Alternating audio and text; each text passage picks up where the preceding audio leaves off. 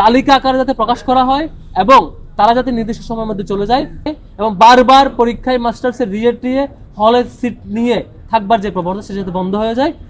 আমরা বেশ কিছুদিন আগে আপনারা দেখেছিলেন যে সিট নীতিমালা সুনির্দিষ্টকরণের দাবিতে এবং আরো বেশ কয়েকটি দাবি সাথে নিয়ে আমরা এসেছিলাম। আমাদের উদ্দেশ্য ছিল ঢাকা বিশ্ববিদ্যালয়ের যে শিক্ষার্থী প্রথম বর্ষের চান্স পান তিনি যাতে যথাসময়ে সিট পান, সিট না পেলে তার জন্য যাতে আবাসন খরচের নিমিত্তে আবাসন বৃত্তি দেওয়া হয় এবং একই সাথে আমাদের উদ্দেশ্য ছিল যে রিয়েট নেওয়ার যে প্রবণতা শুরু হয়েছিল সেই প্রবণতা যাতে না থাকে ক্যাম্পাসে, সেটির জন্য সুনির্দিষ্ট নীতিমালা প্রণয়নের জন্য আমরা দাবি জানিয়েছিলাম।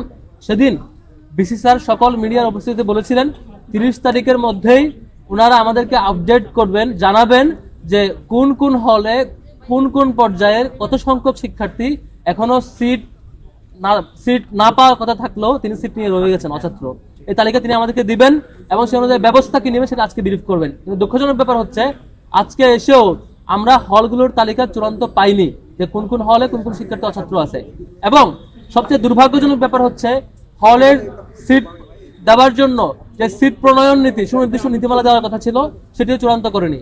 আমরা আজকে স্পষ্ট ভাষায় বলেছি যে ওনাদের যে চিন্তা যে সিট নীতিমালা আরো ফ্লেক্সিবল করা, ওনাদের যে চিন্তা যে সিট নীতিমালায় রিয়েটকে আরো উৎসাহিত করা, ওনাদের যে চিন্তা যে সিট নীতিমালায় কেমন করে আরো অছাত্র কিংবা দীর্ঘদিন ধরে শিক্ষার্থীদেরকে রেখে দেওয়া যায় এবং ফার্স্ট ইয়ারকে হয়রানি করা যায় সেই চিন্তার সেই খসড়ার বিরোধিতা আমরা করেছি এবং আমরা আমাদের চরম বিরোধিতার প্রেক্ষিতে শেষ পর্যন্ত প্রভিসি একাডেমিক এবং বিসি স্যার দুজনেই বলেছেন আমাদের নীতিমালা প্রস্তাব করতে।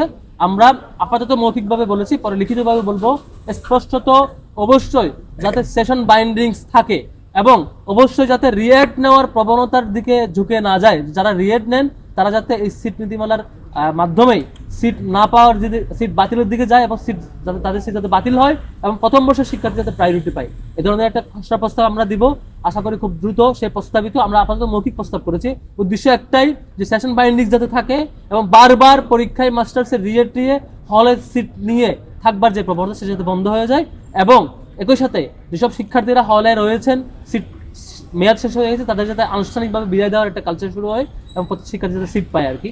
আমরা আগামীকালকের মধ্যেই আমাদের দাসুর দিক থেকে লিখিত একটা প্রস্তাবনা দিব সিট নীতিমালা কেমন হওয়া প্রয়োজন, কেমন করে নীতিমালা থাকলে রিয়েট নেওয়ার প্রবণতা থাকবে না এবং প্রত্যেক শিক্ষার্থী নিয়মিত শিক্ষার্থী থাকবেন।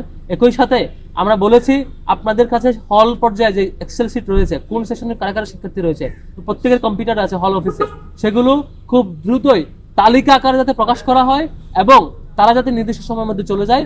এবং আমরা আরেকটা প্রস্তাব করেছি যে অনেক হলে মে মাঝামাঝি পর্যন্ত সময় দেওয়া হয়েছে সিট সার্ভার ব্যাপারে, সেটি সময় কমিয়ে নিয়ে এসে সিট নীতিমালার আলোকে দ্রুত সময়ের মধ্যে যাতে সব শিক্ষার্থীকে এই সিট দেওয়ার যে সিস্টেম সে আওতায় নিয়ে আসে। এর বাইরে যেসব শিক্ষার্থীরা সিট পাবে না তাদের জন্য আমরা আবাসন বৃত্তির জন্য আলাদা করে সেই মডেল প্রস্তাব করবো ইনশাল্লাহ। সবাইকে ধন্যবাদ জানাচ্ছি।